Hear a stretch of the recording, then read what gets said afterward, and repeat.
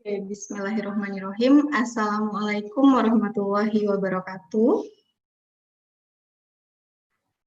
Okay, good afternoon, ladies and gentlemen.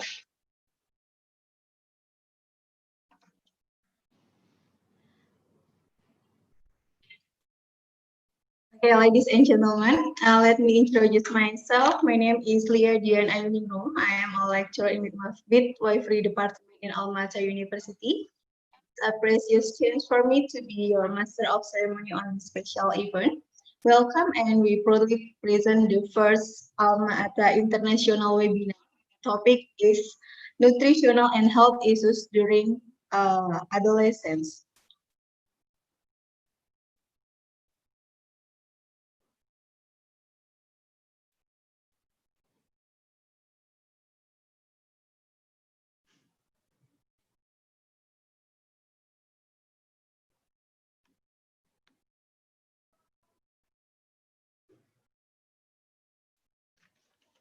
Okay, before we process the program today, we would like to express our sincere gratitude to Excellency, the Head of Nutrition Department, Alma Ata University, Dr. Feryani Aprilia, Master of Science. Excellency, the Head of Nutrition Department from Universiti Putra Malaysia, Associate Professor Dr. Nur Hasma. Excellency, a speaker from Alma Ata, Dr. Esti Nurwanti, Master of Public Health. She is a Dean of the Faculty of Health Sciences in Alma Ata University. Excellency, a speaker from Universiti Putra Malaysia, Associate Professor Dr. Chin Yit Siu, PhD. She is the head of Community Nutrition and Dietetics, Faculty of Medicine and Health Sciences, Universiti Putra Malaysia. Honorable, our moderator, Ms. Resti Kurnia Triastanti.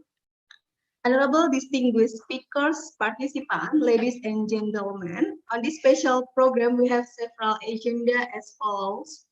The first is opening Indonesian anthem video, and then we are opening speech from Head of Nutrition Department, Alma Ata University, and the second speech from the Head of Nutrition Department, Universiti Putra Malaysia, and then the keynote presentation, and then is discussion, and the last one is closing. Okay, now let's open our webinar by saying basmalah together. Bismillahirrahmanirrahim. The next is I will play the Indonesian anthem playback. Please for listening.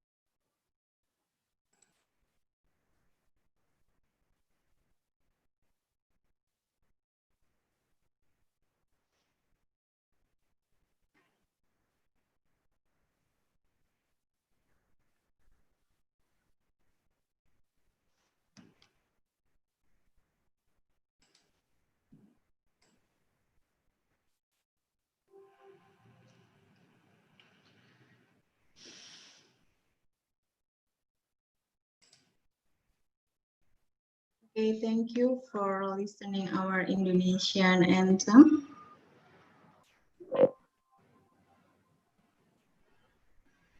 The next agenda is speech. The first speech will be delivered by Dr. Feryani Aprilia. She is a head of nutrition department in Alma Ata University. She is a lecturer too of Department of Nutrition. This is our organization. She is a head of research, institution and community service Alma Ata University. Sebagai salah satu anggota Persatuan Ahli dan Pangan Indonesia, as an Indonesian Scientific Society for Probiotics and Prebiotics, head of Alma Ata University Press, head of Alma Ata University Nutrition Study Program, Indonesian Nutrition and Dietetic Journal Editor Board. She is a reviewer on carbohydrate polymer. She's a reviewer on nutrition, and she's a reviewer too on journal Gizi dan Dietetic Indonesia.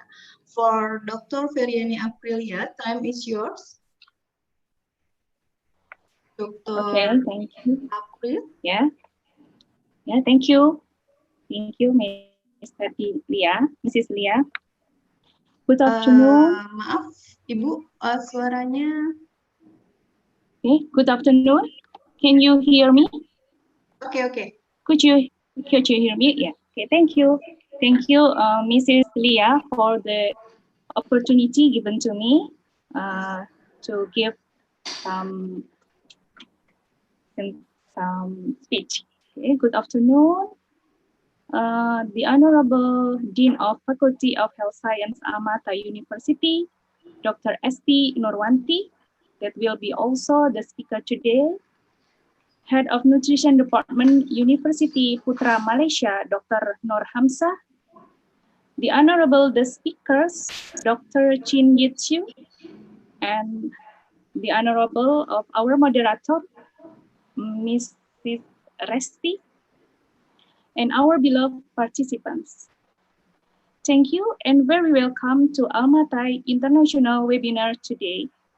This is the first webinar that is held by Nutrition Department, Faculty of Health Sciences, Alma Ata University, in collaboration with Nutrition Department, Universiti Putra Malaysia. The theme chosen today is Nutritional and Health Issues during Adolescence. As we know, adolescence is the transitional age that usually requires public recognition, especially from their family, friends, or other closer colleagues. They concern more about the style, fashion, and also their body image. The negative body image that is related to obese, overweight, etc., is often making them not confident or maybe judge themselves to be worse off. To avoid this negative effect, we should pay more attention about the occurrences of obesity, their risk, and also the causative factors. Today, it will be presented here, especially for the occurrences from both Indonesia and Malaysia countries. Overall, I hope that all participants will get more knowing and awareness about obesity in adolescence. Thank you for your attention and enjoy the webinar. Wassalamualaikum warahmatullahi wabarakatuh. Okay, thank you. I give it back to MC, please. Okay, thank you for Dr. Feryani for the speech. We are moved to the second speech. The second speech from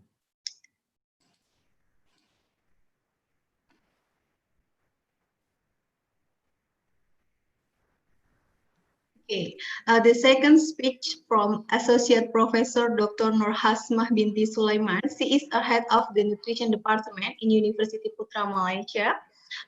This is her education from Diploma of Agriculture, Bachelor of Science of Human Development, Master of Science of Nutrition and Community, PhD of Community Nutrition. Her education all from Universiti Putra Malaysia. Kepakaran beliau adalah tiada jaminan kedapatan makanan, makanan dan budaya, security makanan dan pemakanan, malnutrisi di kalangan golongan berpendapatan rendah. Okay, for the Dr. Nur Hasmah, time is yours. Dr. Nur Hasma.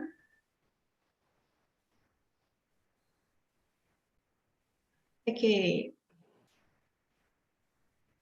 Assalamualaikum, Dokter. Okay, Bismillahirrahmanirrahim. Can you hear me? Yes, Okay. Okay, Bismillahirrahmanirrahim. Assalamualaikum warahmatullahi wabarakatuh. And very good afternoon to all the guests from Indonesia and Malaysia. So first of all, as a department members, I would like to thank a lot to all the members from the University Alma Ata, which is give the opportunity to us to collaborate with you. We have a very good webinar today to discuss regarding nutritional and health issue during adolescence. As we know that we have a lot of issue during adolescence. Yeah, they are very concerned in terms of the body image, for example. They also have issue on nutrition and many things issue regarding adolescent because they want to get their own self appearance and other things. So I hope that based on this webinar, we can discuss regarding this issue.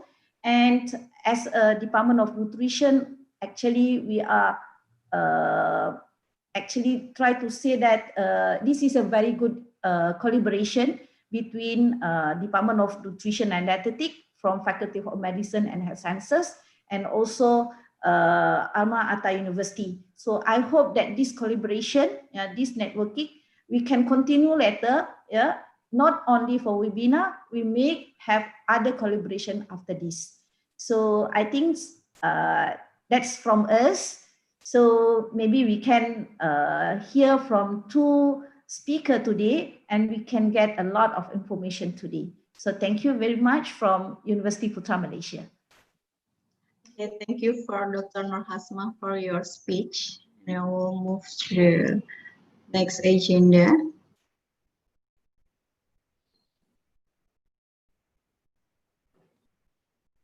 Okay, Excellencies, ladies and gentlemen, now we come to our main program, who will be led by our moderator, Ms. Resti Kurnia Triastanti.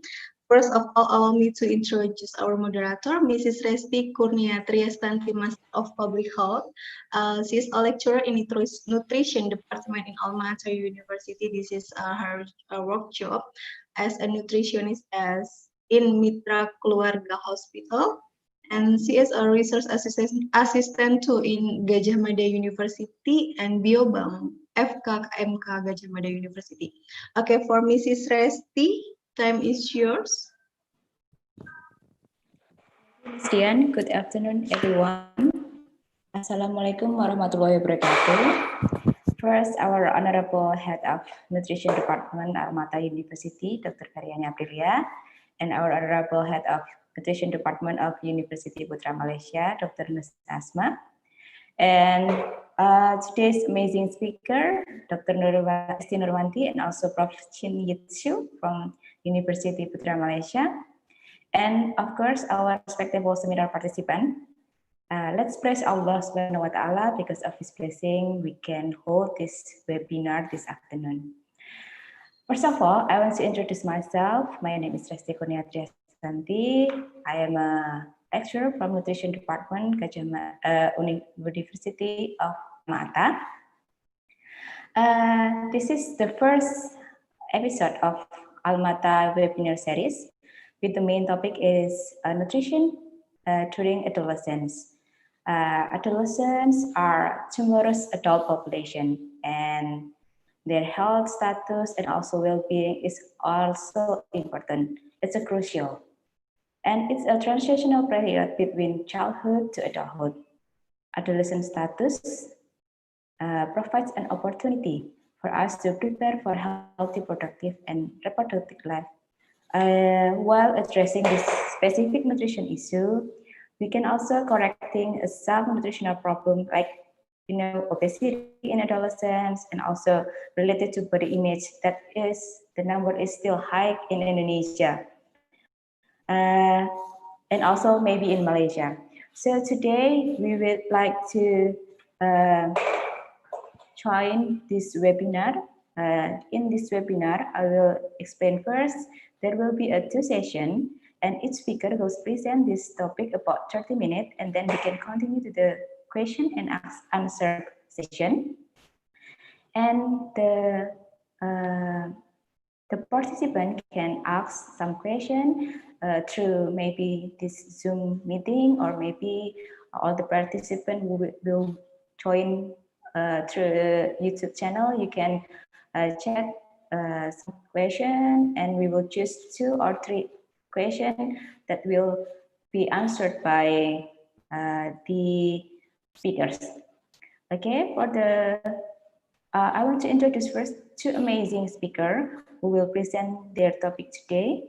The first one is Dr. Esti Nurwanti from, she is the Dean of Health Faculties in Alma Ata University, and also lecturer from Nutrition Department Alma Ata University. She will present about unhealthy food consumption, increased risk of obesity among Indonesian adolescents. Hello, Mrs. Esti. Good afternoon. Hi, good afternoon, Mrs. Resti. Okay. And then we have Prof. Juli from Department of Nutrition and Dietetics, Universiti Putra Malaysia. She will present overweight and disorder eating in Malaysian adolescents, the influence of negative body image. Good afternoon, Prof. Juli. Hello, good afternoon. Hello, good afternoon. Nice to meet you. Okay, then we can start this session, the first session, with Dr. Esti Nurwanti. She will present about unhealthy food consumption and increased risk of obesity among Indonesian adolescents. Time is yours, Dr. Esti. Okay, thank you, Ms. Resti. I will share my screen here. Okay.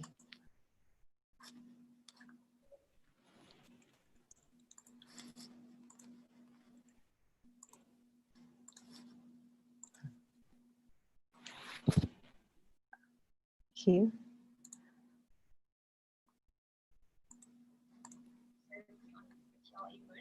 Welcome, and we proudly present the first Alma Ata International topic. Sorry. Can you see my screen? Okay.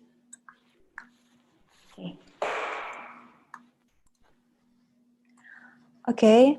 Excellency, the head of the Nutrition Department, Alma Ata University, Dr. Feryani Aprilia, and also Excellency, Dr. Nur Hasma from Nutrition Department of UPN Malaysia, and also respectable all teacher and student from Alma Ata University and also from UPM, and honorable all of participants. I want to share a story about how the collaboration between Alma Ata University and also UPM Malaysia. On February, Alma Ata University visited the UPM, and we discussed more about the collaboration, but not only research, but also webinar and also other activities. So we hope that in the future, we also have more and more collaboration. Okay, today I would like to present about the unhealthy food consumption increased risk of obesity among Indonesian adolescents. Okay, this is my bio already presented by Mrs. Resti. And adulthood obesity is one of the most serious global health challenges of this country, affecting every country in the world. So, because in just 40 years, of the number of school-age adolescents with obesity has risen for more than tenfold. So it means that from 11 million to around 124 million. In addition, so estimated in 2016, and we can see here that the number of obesity is increased, especially in this area. This area is Western Pacific region. You can see here is around 84 million. And also here in America, yeah. So the prevalence of overweight and obesity among children and adolescents age to 19 has risen dramatically from only 4% in 1975 to just over 18 in 2016. The rest has occurred similarly, but so not only boys but also girls. And also, while under 1% of children and adolescents categorized by the obese is so we can compare this one in 1975 and also 2016 because the last data is 2016 because maybe now COVID is more prioritized, so the last data is in 2016. So we can see here that we can compare the age of children age 2 to 5 years and also 6 to 11 years and also 12 to 70 years. We can see the number of overweight and obesity increased dramatically. So it means that from the children, we have exposed to many factors that associated with overweight and obesity, and in adolescent, the number will increase. So we also already studied about the secondary database from Indonesian Basic Health Research 2013. Even this is old data, but the data is represent our situation in Indonesia. It is I study about the adolescent. The number of participants is around 155,000. So it is the description of urban and rural area in Indonesia. So we can see here that the prevalence of overweight and obesity were higher among boys than girls in urban area. So when we compare, in urban area, boys tend to have higher risk of overweight and obesity.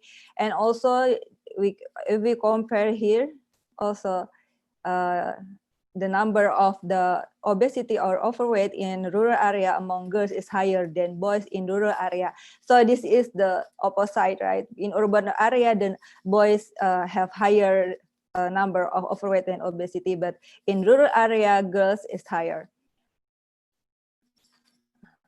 So what causes obesity and overweight? As we know that the causes of obesity and overweight is the increase of intake of energy-dense food and also high in fat and sugar, and also increased physical inactivity, especially now because many people now have maybe the sedentary activity increase because cannot go anywhere because the situation of COVID-19. So also maybe in the 1 year later, or maybe in a few years later, we have increased the risk of overweight and obesity, especially among adolescents. So some study found that what is the most favorite snack among Indonesian adolescents? We can see here that adolescents is prefer to eat meatball soup, known as bakso. We call it bakso, and also fried dumpling with vegetable soup in peanut sauce, and also instant noodle, and also type of ice drink and dessert, and fried meatball and tofu with peanut sauce or batagor. Maybe Indonesian people now it's as batagor, and also cakes and bread, chicken noodle. It is also familiar in our country. Maybe I'm not sure in Malaysia what kind of food like the most favorite snack among Malaysian adolescents. Maybe we can ask Dr. Chin. When we compare the situation in urban and rural area, we can imagine that children had in urban area, children tend to have higher intake of sugar, sweetened beverage intake.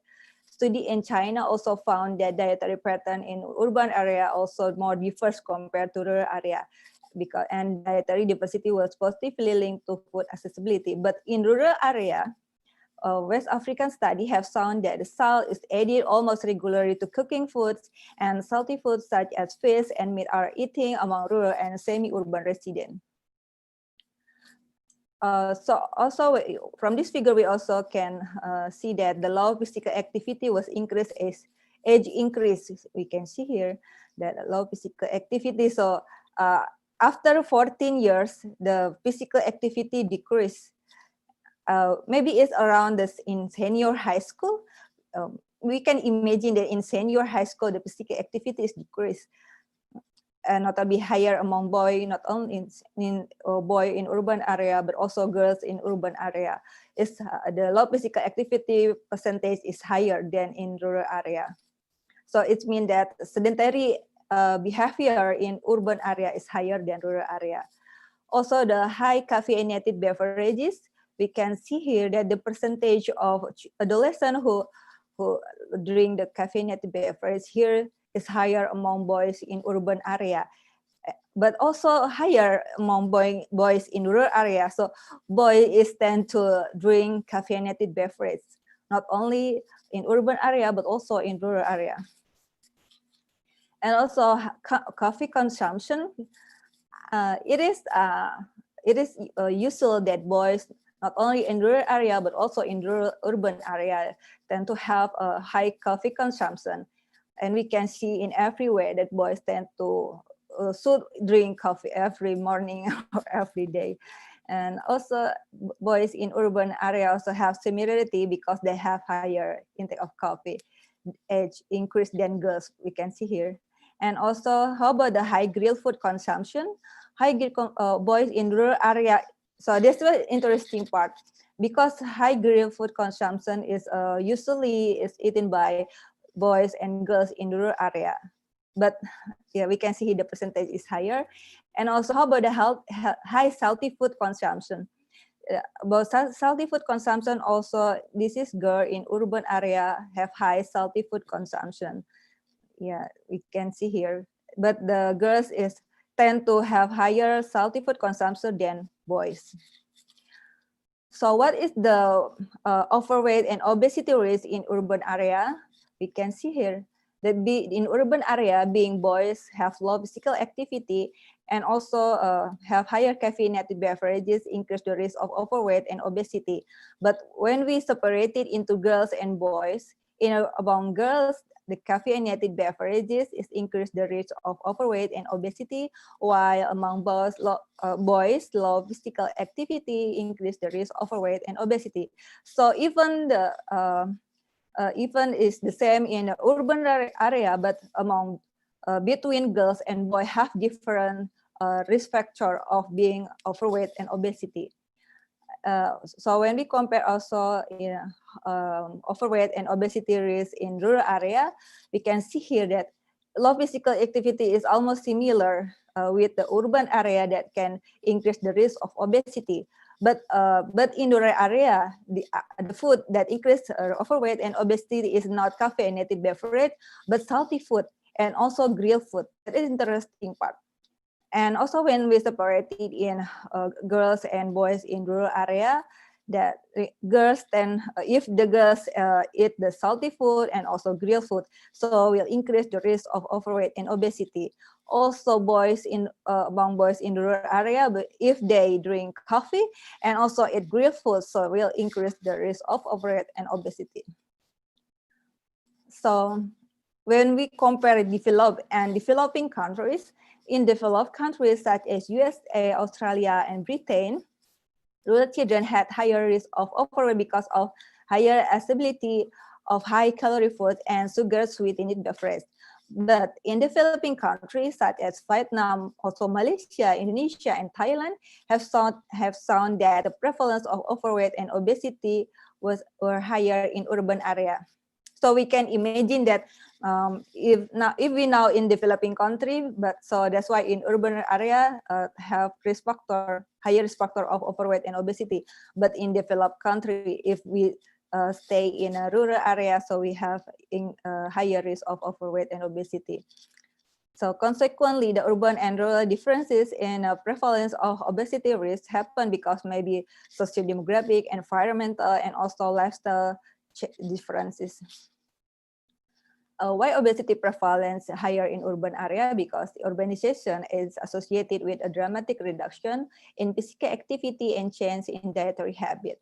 And also urban area have an obesogenic environment such as high screen time, low physical activity, and this lead to have higher body mass index. So maybe if we now like work from home or study from home, so maybe we also have higher body mass index than before. And also fast food advertisement also more prominent in urban area that deliver message to increase the fast food, processed food and beverages consumption that high in carbohydrates, sugar, fat, and salt that increase obesity risk. We can see here that why the rural and urban area here, because in a rural area, the risk factor is because of salty food and grilled food. Because maybe the salty food is associated with the higher consumption of rice. So that's why maybe the calorie increase because of rice, not because of the salty fish maybe. Is our hypothesis.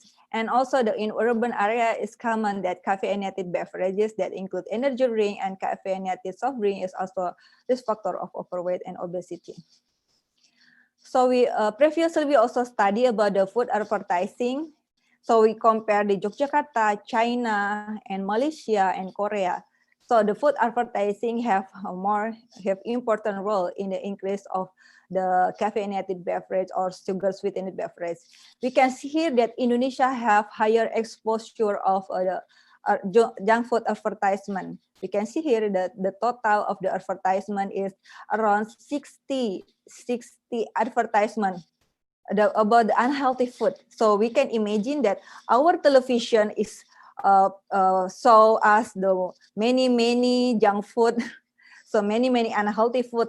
And Indonesia, maybe the policy is not strict like the other countries, so the junk food or unhealthy food exposure is higher than other countries.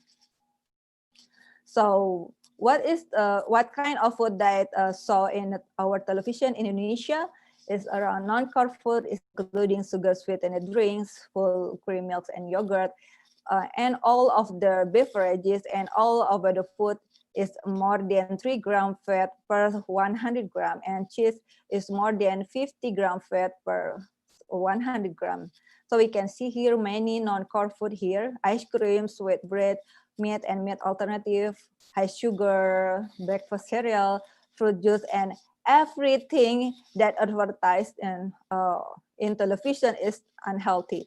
Only mineral water is healthy in our television, but maybe now it's better. Now some food have a higher fiber like that, and also fat, and also here many category that important to categorize the food to non-core food. And also, how about the core food in our television here? We can see that the non-core food, the rate of advertisement here is not many as like unhealthy foods.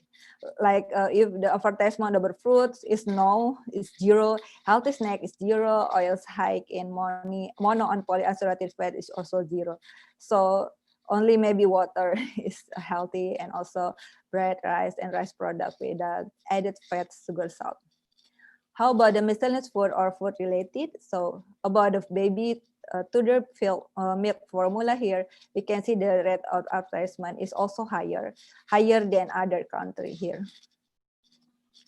And also we can see here the summary of the rate of advertising of major food group during children peak and non-peak viewing times. Also I think the adolescent also seeing in this time. So this one, so we can see that in Indonesia, the rate of the food advertisement on unhealthy food advertisement is higher here than other countries. So what is the effect of overweight and obesity? We can see that compared with children with healthy weight, those with overweight and obesity are more likely to experience negative consequences, because maybe poor health in childhood, including the hypertension and metabolic disorder, lower self-esteem, higher likely being bullied, and poor employment, and also poor health in adulthood, and also poor school attendance level and poor school. And what the common health consequences of overweight and obesity and during adolescence, so it increase the cardiovascular disease, diabetes, musculoskeletal disorder, and some cancer. So how overweight and obesity be reduced? So at individual level, people can, the important thing is limit energy intake from total fat and sugar, increase the consumption of fruit and vegetables, and also engage in regular physical activity. And also this is the important thing, because our food advertisement in Indonesia is very high. So the food industry can play a significant role in promoting healthy diets. So it should be like collaboration with the government. So the food industry should have commitment to reduce the fat and sugar and salt content of processed food, and also ensure that the healthy and nutritious choices are available and affordable to all consumers, and also restrict the marketing of food that high in sugar, salt, and fats, especially those for children and also teenagers, because teenagers come from children. So I discuss more about the children and teenagers, and also ensure the availability of the healthful choices and supporting the regular physical activity practice. So we need to change the food environment is very important, because children need to be supported by food environment where the healthy choices is an easy and affordable choices, and they need to protect from exposure to powerful marketing of food and beverages. Nowadays, we also like study among the elementary school children. They also exposed to many food advertisement, and also exposed because food environment is provide many fast food and also junk food. So this is very important. Very important that we as a healthy practitioner, or maybe as lecturer, or maybe as government, should have ability to restrict on promotional marketing. Okay, that's my presentation. Thank you for your attention. Wassalamualaikum warahmatullahi wabarakatuh. Waalaikumsalam warahmatullahi wabarakatuh. Thank you, Mrs. Esti. It's very interesting presentation about Indonesian dietary and also our number of adolescents obesity in rural and urban area. You know, it's a very sad fact about how Indonesian there is a lot of advertisement about unhealthy food, but then healthy food, like you say, that there is just like mineral water that are categorized as healthy food. Wow, it's a big homework for Indonesian. Yeah. Okay. Before we continue to the next session with the Professor Chin Yit Siem, I forgot to show you about Miss Dr. Esti's CV. I'm sorry. Yeah. Okay. This is Dr. Esti CV. She is Dean of the Faculty of Health Sciences in Alma Ata University, and have a PhD program in College of Medicine, Taipei Medical University, and also postgraduate from Faculty of Medicine, Gajah Mada University. She is have a professional affiliation with ASPEN, American Society of Parenteral and Enteral Nutrition, ASN, American Society for Nutrition, and also Indonesian is Persaki, ASDI, ISAKI, dan AIKI. She has a lot of academic award, like a best representation in International Health and Nutrition Symposium in Gajah Mada University, best representation in the first Asia Pacific Partnership on Health and Nutrition Improvement in Yogyakarta. And also she has a lot of speaker experience in like Indonesian international webinars, national webinars, and also another conference. And she has a lot of experience in research. She has a lot of public paper about obesity and also overweight and obesity in Indonesian, especially in young adult. Okay, this is for the Miss Dr. Esti's CV.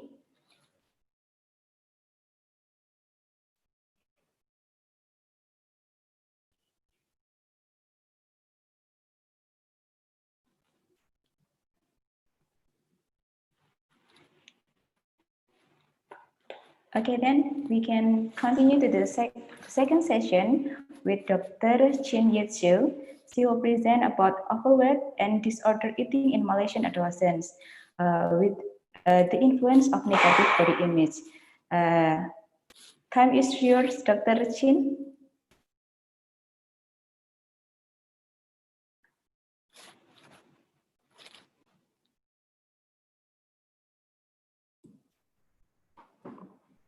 Thanks, Resti. Can you see the slide?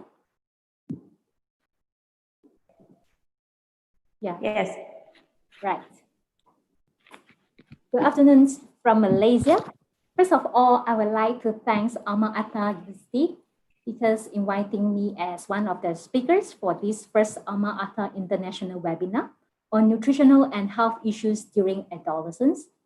For your information, this is one of my earliest research interests since my undergraduate study, and I continue to my PhD studies, and also now I have several students working on this.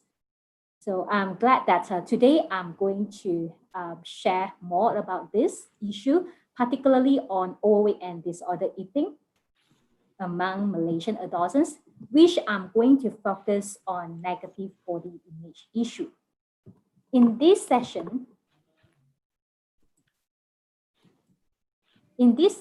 I'm going to introduce to you what is negative body image and why it is so important to focus on adolescents, and what is the scenario or the problem faced by Malaysian adolescents specifically, and what are the related issues related to negative body image, which today I'm going to highlight two main issues, which are overweight and disorder eating.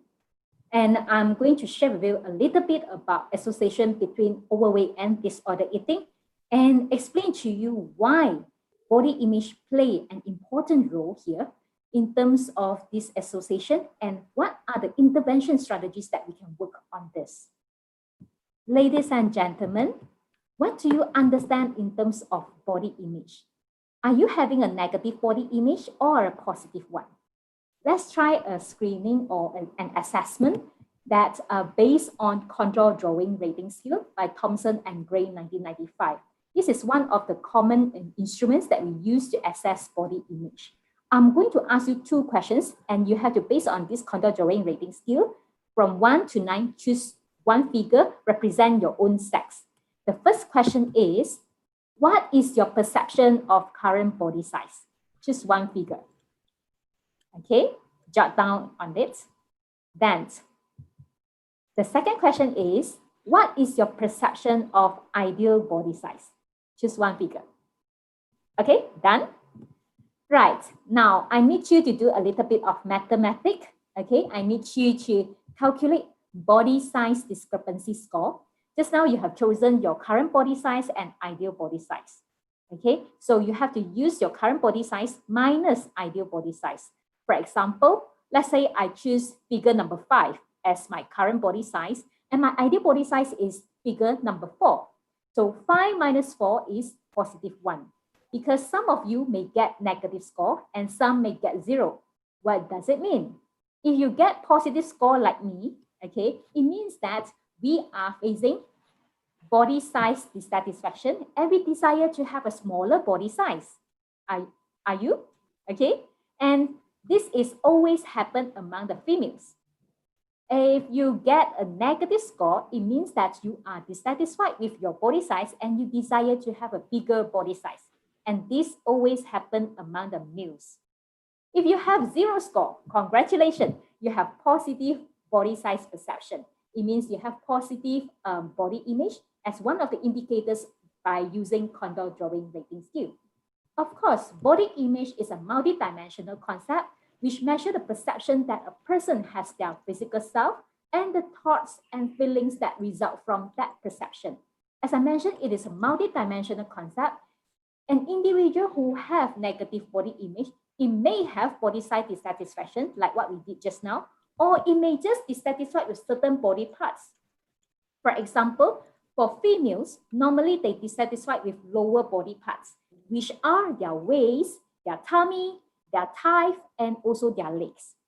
For males, normally they dissatisfied with upper body parts, which are their shoulder, their chest, and also their arms. They want to look more muscular and even their height as well. So this is about dissatisfaction. And also there are another dimension which are also commonly used, which is the perception of body weight status. Okay, for those who have negative body image, they may perceive their body weight status incorrectly. For example, they may perceive themselves as having a normal body weight, but indeed, based on the BMI calculations, they are overweight. So this indicating that they have incorrect perception of their body weight status. Okay, and also there are groups of individuals, they will keep preoccupied with the thinness. They keep on thinking, I want to be thin. I want to be thin like the model. I want to be thin like all the artists and all that. Keep thinking about being thin, the ideal body image. Okay, with that, they may modify their eating and exercise behaviors in order to achieve the ideal body image. So these are the dimensions that commonly assessed in negative body image. So why so important to focus in adolescence or during adolescence? During adolescence, they involve a lot of physical changes. We call it as pubertal development. And also psychosocial development. They are searching for their identity. They are very sensitive. They're having their very high self-esteem, developing the self-esteem, their so-called their confidence level. In terms of physical growth, do you know that the growth spurt accounts for 20 to 25% of adult height is during the adolescence time. And also their weight gain accounts for half of adult ideal body weight. So a lot of changes during their adolescence time. And with that pubertal changes in terms of their physical development, the formation of a healthy body image, or we call it as positive body image, is considered as an essential part of adolescent tasks in coping with all these changes. So how adolescents perceive their body image? I'm going to share with you more in terms of our Malaysian local scenarios and also health-related issues with regards to negative body image. Okay, so this is one of the papers done by my colleague in Sarawak, Cha et al. In 2017, focusing on adolescents in urban secondary schools. So you can see from these abstracts, okay, it's about 1 in 5 of the adolescents were having a risk of eating disorders, or we call it as disordered eating problem, whereby the prevalence are higher, slightly higher among the males. And also in terms of body part dissatisfaction is about nearly 50%, 46.9%, and perception about their body weight is about 37.6%, which are slightly higher than the males. And if you look at the most important part is, if you look at the table 3 here, the factors that contributing to this disordered eating problem, besides being overweight and obesity, body image plays very important role. Those who dissatisfied with their body parts and also those who perceive their body weight as dissatisfaction or sometimes satisfied, they are the ones that are at risk of eating disorders or having disordered eating problems. Then I'm going to share with you another scenario which are conducted by my master's students. And one of my research interests is focusing on some marginalized group of individuals, for example, like children living in welfare homes. So in this study, we have children and adolescents from 7 to 17 years old. And we found out that the welfare home children and adolescents, they're actually facing more overnutrition problems compared to the undernutrition problem. And the factors that contributing to these problems, indeed, are the body image problem. Is, as you can see from here, the perception of body shape, which is using the contour drawing rating scale that we have tried just now. And you can see the boys having the negative score and the females or the girls having a positive score, indicating that the males desire to have a bigger body size and the females desire to have a smaller body size. And the prevalence of this body shape dissatisfaction was as high as 73.0%, meaning that about 3 in 4 of the adolescents in these welfare homes are facing this body shape dissatisfaction. On another point, in terms of the body weight status, perception of body weight status, you can see here the incorrect perception is about nearly 50%, about half of them, whereby 1 in 3 of them reported to have underestimated their actual body weight status. It means that they may thought that they are normal weight, but indeed they are actually what? Underestimated, meaning they may actually is only underweight. Okay, they thought that they are actually normal weight, but indeed underweight itself in terms of the BMI classification. And what we found out here is, beside the social demographic factors, poor body image perception or negative body image are the most important factors that have the highest variance explains, okay, including the body shape dissatisfaction as well as underestimation of body weight status, are the important factors that contributing to this overweight and obesity problem. So we recommended that an obesity intervention program, besides promoting in terms of healthy eating and also active lifestyle, we also need to focus on this body image perception, okay, in terms of improving the children's body weight status, including the adolescents. Another scenario that I would like to share with you is the adolescents who stay in the hostel, whereby their lifestyle are all scheduled, their physical activity, their schedules for the study are all arranged, and their foods are all planned by the ministry, and the canteen have prepared everything for them. So with such a structured lifestyle and all that, how the Malaysian adolescents face in terms of the disordered eating problem as well as body image. Okay, you can see here, when we correlate with body image and the body weight status, what we found out here is those who have unhealthy body weight status, those who were thin, severely thin, overweight and obese, they actually have incorrect body weight status perception. Okay, and on another point, there were significantly more overweight and obese adolescents were dissatisfied with their body size as well. This is correlating with body weight status. And on another note, when we correlating with the disordered eating problem, we found out that those adolescents with disordered eating, they tend to perceive their body weight status incorrectly. Okay, so meaning when they are actually over so-called normal weight, they perceive themselves as overweight, they tend to go for lose weight, practice dieting and all that. That is what it means in this result here. Okay, so what we want to conclude with all this scenario is overweight and disordered eating share a similar risk factor, which is the negative body image. So how this negative body image becomes a risk factors of overweight and disordered eating, before I go into the explanation about the possible mechanism, let me share with you in terms of the overweight and obesity issue faced by Malaysians here. Okay, so this is a simple infographic that recently we have released in terms of our National Health and Mobility Survey. Okay, you can see our prevalence is really very high. Okay, 1 in every 2 of the Malaysian adults were facing overweight and obesity problem.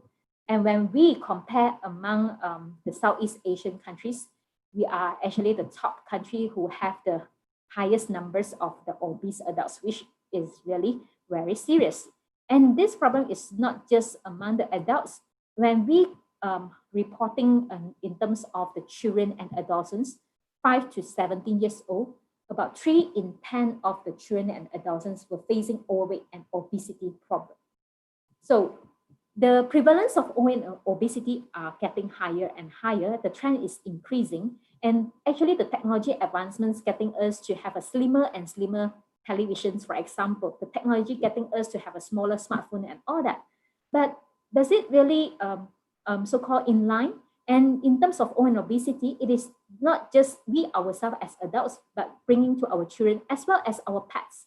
So with this scenario, are we more receptive and happy with our bigger body size? Okay, what is the standard of beauty right now? So when we examine in terms of standard ideal beauty, it's still like this, which is the pageant contest. You can see from the pictures here, the pageants, they are all at least normal weight or even underweight, okay, thin and slim, all right? So this ideal beauty standard has not changed over time. but our body size have changed. So this actually is what we call as social norm of ideal body image. Being thin is highly valued by women, okay? And being slim and muscular is strongly appreciated among the men, okay? So this obsession with this ideal body image has become the norm for both sexes. It has become like part of our social life. You will always heard people saying that I want to look thin, I want to be on diet today, I want to reduce my weight, I want to look like the model. So this has become part of our norm already, but indeed it is not a good phenomenon. Okay, let me share with you more in terms of the link between obesity and eating disorders, where these two extreme ends, how it link. Okay, this is actually explained in terms of the cultural discontent, whereby the obesity is become more epidemic, more serious, but the ideal body image standard is not changing, right? So the gap is getting bigger and bigger. People are fears of weight gain. People are keep thinking to be thin, okay? Keep thinking weight obsessed, and all this bring to the risk of eating disorders. Let me show you one example using our environment, meaning the top models, okay? The fashion models, okay? So how actually it links to the disorder eating or the endpoint eating disorders problem. For example, anorexia nervosa. When one want to look thin like the fashion model, okay, to wear very nice dresses and all that, this is what I want to look like. Hence, I can't eat. In long term, when ones don't eat and then keep thinking about to be thin, trying all sorts of methods, it comes down to the endpoint as anorexia nervosa. Okay, and another scenario, which is bulimia nervosa. This is what I want to look like. They still want to look like the fashion model, to be thin, okay, pretty, wearing nice dresses and all that, but they can't resist with food. So at one point, they will lose control and keep eating, binge and loss of control, and they will try all sorts of methods to eat and also even purging and all that. Bulimia nervosa happen. All right. So what is disorder eating and eating disorders? Actually, disorder eating is not yet until anorexia nervosa or bulimia nervosa. It is a constellation of unhealthy eating and weight-related behaviors and attitudes that do not meet the criteria of an eating disorder, but that have medical and or psychological consequences. In other words, when we want to assess someone with disorder eating, we don't need to go for clinically diagnosis. Okay, and there are many times people consider disorder eating as something common and normal among people. You will always heard people saying that I'm on diet. Dieting is one of the most popular disorder eating behaviors. Okay, so people have been taking it as like something normal, but indeed it is not really healthy. And also disorder eating involve patterns of eating, which at the end, in long term, it can lead to eating disorders. For example, anorexia nervosa and bulimia nervosa. Let me share with you in terms of the spectrum of eating behavior, so you have a better picture in terms of where is disorder eating. It's at the middle point there on the screen, and then eating disorder is at another end. Okay, so this eating disorder include, like just now what I have shared with you, the anorexia nervosa and bulimia nervosa. Disorder eating such as the dieting, restrict intake, and at another end, which is the healthy eating behaviors, we call it as intuitive eating. Okay, so this is the spectrum of eating behavior. So why are we concerned about disorder eating, since it is not until the end point like anorexia nervosa and bulimia nervosa? Because based on the research finding, for example, using the one of the classic research by Project EAT, Eating Among Teens, by Numa Steiner's groups, they have run a long-term follow-up studies. They found out that those who practice disorder eating, for example, dieting and unhealthy weight control behaviors, they are at higher risk of binge eating with loss of controls, being obese, as well as adopting extreme weight control behaviors. And this study, they are not stopped until adolescence level. They further follow up the adolescents to young adulthood, a 10-year longitudinal study. And the risk of all these extreme unhealthy eating behaviors, for example, the dieting, unhealthy weight control behaviors, the relative risks are getting higher. When we compare younger females versus the older females have higher relative risk. And when we compare the older females versus the older males actually have higher risk as well. So this problem we need to solve as soon as possible during the adolescent stage. If not, it may persist and it may go into a more extreme way, which is the eating disorders. Once one develops eating disorders, it is very difficult to reverse, and there is a very high prevalence of suicide and mortality when once develop eating disorders, for example, anorexia nervosa and bulimia nervosa. So this is the prevalence of disorder eating in Malaysian adolescents. We have yet to have published papers on a nationwide study. This you can see from here, Indran and Hatta in 1995 is, and also Chin et al., my own study. We, at the early of the years, we focus on the females, which are based on the literature review, females have higher risk and all that. But since 2010 onwards, we focus on both males and females. And we do find out that the males actually have some higher, slightly higher disordered eating problem than the females. So we do need to think about it is the disordered eating problem and even the body image problem are not just restricted to the females, but even the males as well. And we have to interpret these findings carefully because these studies focus on different age group of the adolescents and also different places. That's why you can see there are a range of the prevalence, but roughly it is from the 20% to about 30%. Recently, we don't have a cohort study like the Project EAT, but recently we also published findings on the young adulthood, which are the university students. And we also find like it is the prevalence of eating disorder eating is about 1 in 5, about 20% as well. So it is highly linked that when adolescents were facing disorder eating problem, it may persist to the young adulthood. Okay, of course, a cohort study is needed for this. Then currently I have a PhD student. He is working on this nationwide studies, which we have yet to publish. So this is a prelim findings. We find out that in Malaysia setting, about 3 in 10 of the Malaysian adolescents were facing disordered eating problem, 31.4%. Okay, and you can see here, males actually have slightly higher percentage compared to the females. And my students are recently working on the mediational effects because we are suspecting that the association between overweight and disorder eating is mediating by the negative body image. Okay, which means that if we want to put it into a layman language, which means that when Malaysian adolescents who have like higher BMI for age, which now the trend is getting higher and higher owing to obesity problem, they will have a risk of eating disorders when they have negative body image.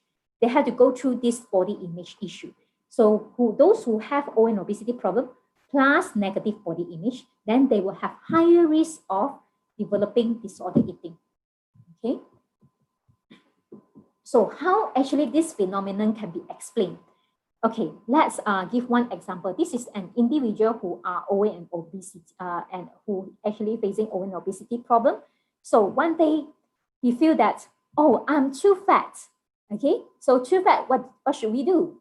I have to lose weight. I want to lose weight. So trying all the dieting methods, become a constant dieters and all that. And at one point managed to lose certain kgs of weight loss. And when you are able to lose weight, ladies and gentlemen, if let's say you have experienced that, what would you do?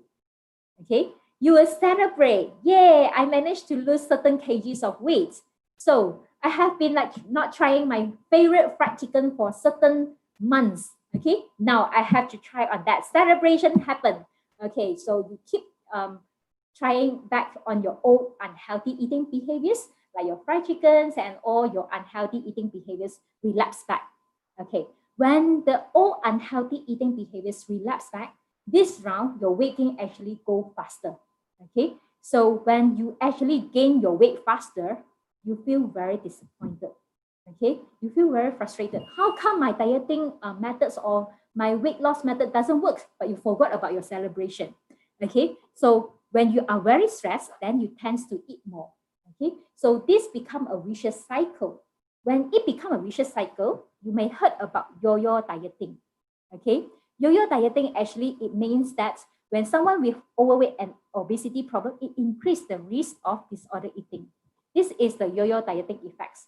When one starting with so-called a normal weight from the first figure here, you can see still normal weight, and practicing the dieting behaviors and then relapse back with the vicious cycle that I explained to you, you can see the weight gain. Now it becomes like slightly overweight. And they keep trying in terms of all these dieting behaviors or weight loss behaviors, which are unhealthy way, okay? And at one point, it becomes obese. So this explains that disorder eating actually predicts further weight gain. So this is what we mean in terms of overweight. It can cause disorder eating, and disorder eating also can predict the weight gain, can make obesity. This is another studies that are done by my master students, which we want to highlight here in terms of obesity problem among the Malaysian adolescents in one of the districts in Selangor. What we found out is, besides the physical activity and energy intake factors, body image becomes one of the key factors as well. So we do need to promote healthy eating, active lifestyle, as well as positive body image. Okay, in terms of obesity prevention. So with that, we started to work on intervention program. This is my PhD student project, and she has already graduated. So we come up with an intervention program, which we call it as APPLE. It writes be positive about your body and live actively. Okay, APPLE program, and we have published our protocol paper if you want to know more about it. Okay, so in this intervention, we aim to prevent overweight and disorder eating problem. Okay, aiming in terms of putting 3 components here: promoting healthy eating, promoting active living, the 2 most common components, plus 1 more component, which is the positive body image that we highlighted over the presentation just now. Okay, using these 3 components in our intervention, okay, we have recently published part of the findings, which focus on KAP, knowledge, attitude, and practice on healthy lifestyle, as well as body composition. So in this paper, there is only 1 significant results, which is the knowledge, and we actually don't have a significant result in terms of the body composition, but it do show some reduction trend in the intervention group. If you can see from the results there, the waist circumference, okay, is reducing for the intervention group, but for the control group, actually the waist circumference is increasing. But because this intervention, we just conducted it for 16 weeks, as well as a follow-up for 3 months only. So maybe the weight reductions is yet to be significant in terms of statistically weight. Okay. So now I come to my summary here. Okay. So the coexistence of overweight and disorder eating problems are reported in adolescents, which I believe you will agree with me with all the prevalence data that we have shared with you. So these are known as the public health concerns, particularly during adolescence, and it may persist to the young adulthood and even maybe later adulthood. And there are associations between overweight and disorder eating, and the relationship are bi-directional. Those who are overweight and obese, they may have disorder eating risk, and those who have disorder eating, they will also have higher risk of become overweight and obesity as well. So there are 1 key factors that we have to work on, which I'm highlighting in this session, which is negative body image. We hypothesize that negative body image is one of the mediators that mediate the association between overweight and disorder eating. And of course, with the high prevalence of overweight and disorder eating, we need to prevent both issues since adolescence time. And we highly recommend that we should focusing on 3 components, incorporating the positive body image and also promoting healthy eating and active living. Okay, 3 components at one point, for example, the APPLE program. And for your information, the APPLE program, we are using the peer education approach. And we actually able to improve the perception of body weight status, the body image perception, as well as the disordered eating, which is the uncontrolled eating, and also their emotional functioning among the adolescents who participated in Apple program. Okay, with that, I end my presentation. Thank you for your kind attention. Okay, what an interesting presentation from Professor Chin. Wow, it's a very interesting program, EPAL. Yeah. It's combining between healthy eating, active livelihood, and also positive body imaging. Okay, maybe we can have a future research about that in between Indonesia and Malaysia about that. Yeah, yeah. Okay, we can continue to the next session. The question and answer session. We choose three questions from the audience here, from the YouTube and also from the Zoom participant. We choose, maybe there is a two question for Prof. Chin and one question from Dr. Esti. I will share the question.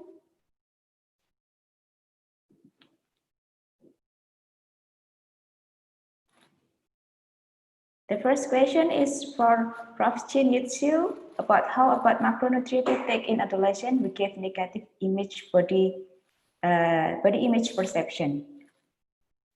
And the second one is teens trying to smoke to reduce their appetite, so they think it could make them slimmer. Is Malaysian face the same condition as Indonesian, and what is the government policy to beat them? The first for Prof. Chin. Time is yours to answer the question. Thank you for the questions. Very interesting. Okay, let me answer the first question first. Macronutrient intakes among the adolescents who have negative body image. Right. We don't really have published findings on that yet. My students are still working on the analysis for the Malaysian data that I shared just now. So what we found out is in terms of the macronutrient intakes, there are some slightly differences in terms of the protein and also the carbohydrates. Okay, so they may actually be very careful in terms of certain carbohydrates or protein intake, but we have yet to run any statistical difference in terms of that findings yet. We are still analyzing. And so far what I understand is like for those who are practicing some so-called special dieting, for example, like their ketones diets and all that, then there are differences in terms of their macronutrient intake because they are playing around in terms of reducing their carbohydrates or increase the fats intake and all that. So definitely that would have the impact. But so far, in terms of adolescence, it is not that popular yet in Malaysia setting. We can see in Western countries, it is very popular, but in Malaysia, in adolescence, so far, we have not yet have a very high prevalence on that macronutrients reduction or specific weight loss menus that they are trying on.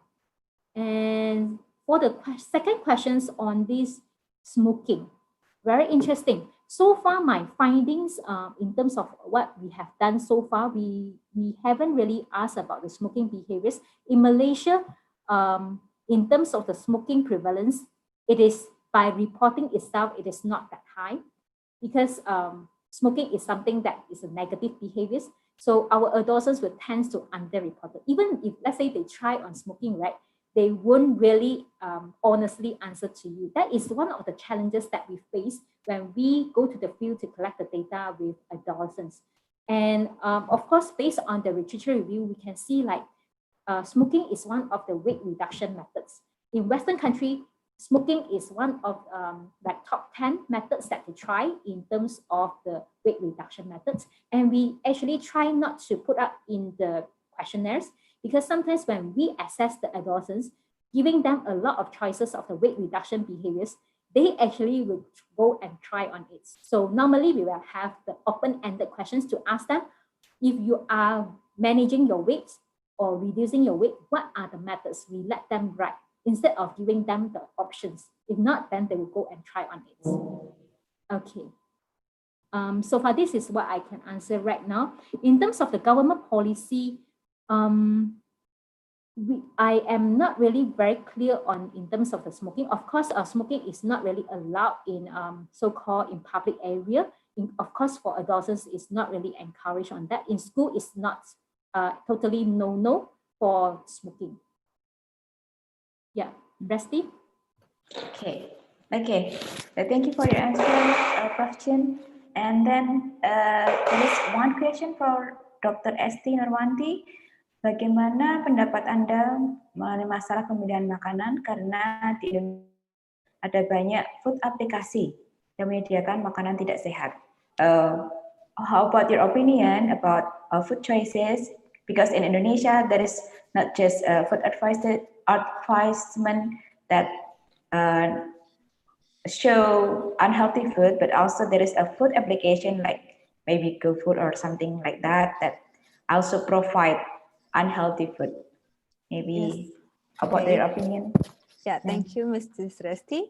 Because nowadays the people is easily to get the information about the food, especially from social media, because we eat first with our eyes. Because so when we see something food, even like we're not hungry, but we want to try, and even like maybe like boba, milk tea, and even we eat, drink it every day, but it's like if we see again and then we want to try again. So we like looking at colorful and beautifully decorated meals or beverages, and social media has made it easier with just few taps on the screen. So it is like visual hunger, which leads to external eating, where the sight or smell of food or external cues around craving to eat, and despite the absence of physical hunger, something like that. Because the marketing of also about the food marketing can impact us in many different ways. It is designed to create food trends and also encourage you to buy certain food or drink, buy food in order to get promotional items such as loyalty points. So if we buy the food from the online, so we get the many points, and we can get free food. So it is very, very dangerous for us because the food is categorized as unhealthy food. So we as a consumer should have like ability to choose the healthy food even from online or social media something. So be smart and be healthy. Thank you, Ms. Resti. Okay, thank you, Dr. Esti. Be smart and also how to choose our Okay, before ended our meeting today, I would like to let Dr. Esti and Prof. Chi give some closing remarks. Okay, so from me, because the trend of the obesity, not only on children but also in adolescents, is higher and increased dramatically, and maybe now it's also increased because of the COVID-19. So the government should focus on developing approaches that vary maybe by local, like in urban and rural area, the approaching it should be different. So through the understanding the risk factor, but in rural and urban setting in Indonesia, so can inform the targeted community-based intervention for adolescent obesity prevention program. So in addition, my study also suggests that education, environmental, and also policy intervention may need to be specifically target urban setting because the excess of high processed and traditional high sugar and high fat snack food and beverage. So policies should be enacted to target access to this food and with immediately or especially near school ground. So for example, like sugar sweetened beverages and also caffeinated soft drink and also energy drinks. It should not be provided both at home or in school canteen in urban area. So this is very important that policy-based strategy to limit the sugar sweetened beverages and caffeinated beverage, especially if the exposed to from social media. Maybe that's my conclusion. Thank you. Okay, thank you, Dr. Esti. And then Dr. Chin, can you give some closing remarks about this present? Okay. So maybe a take-home message. for those who are interested to work in community focusing on adolescents.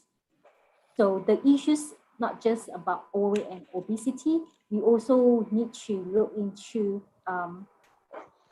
disorder eating problem.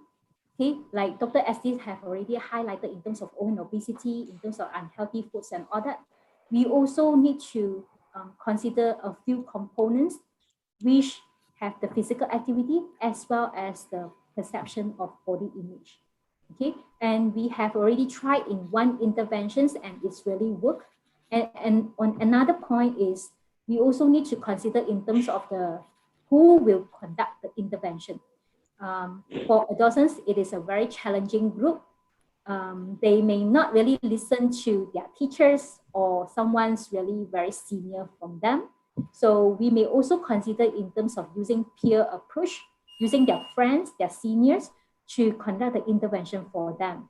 And we have to incorporate a lot of interesting activities that can attract them and also applicable for them in their daily life when they are searching for their identity, by highlighting in terms of the body image as well as the healthy eating and active lifestyle. So for adolescents, we need to focus on not just OA and obesity problem, but we also have to look into the consequences, for example, the disorder eating. And body image is one of the key components that we do need to consider when we go to the field to focus on adolescents. Thank you, Resti. Thank you, Upstream.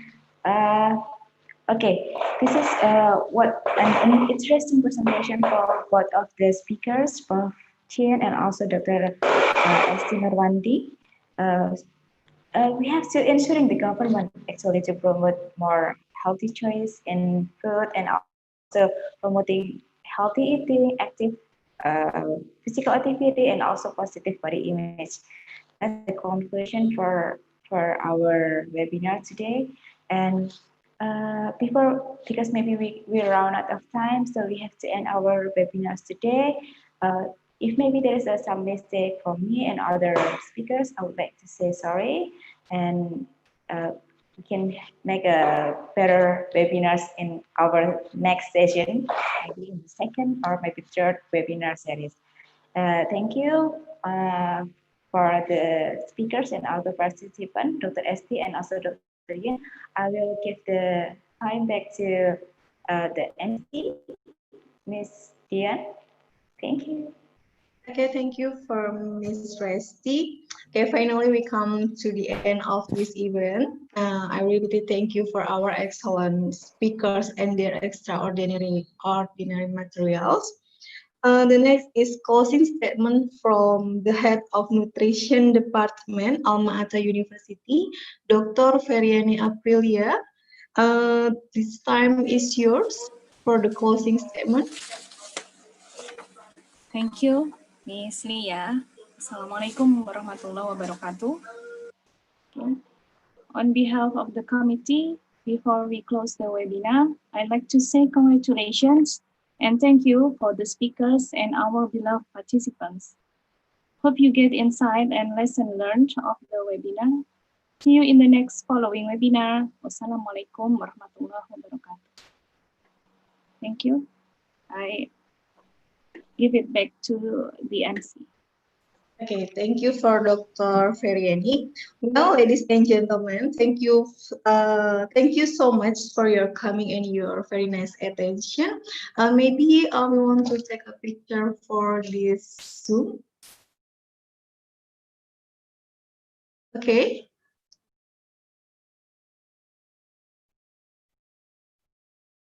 Okay, one. Sorry. 1, 2, 3.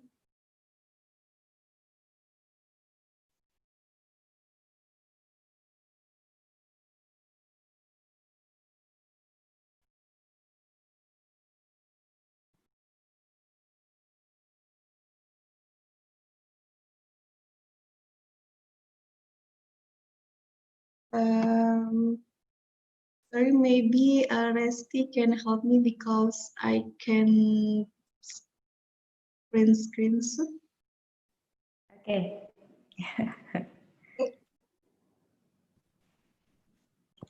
for a minute.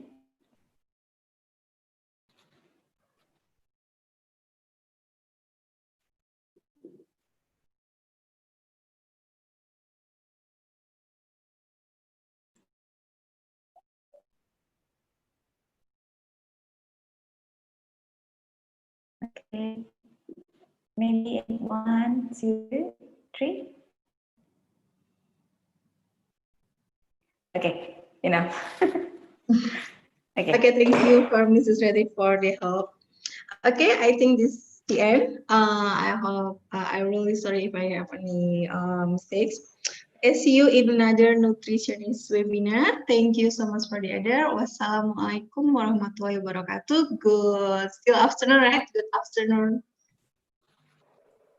Bye. Thank you. Thank Okay, you, thank everyone. you.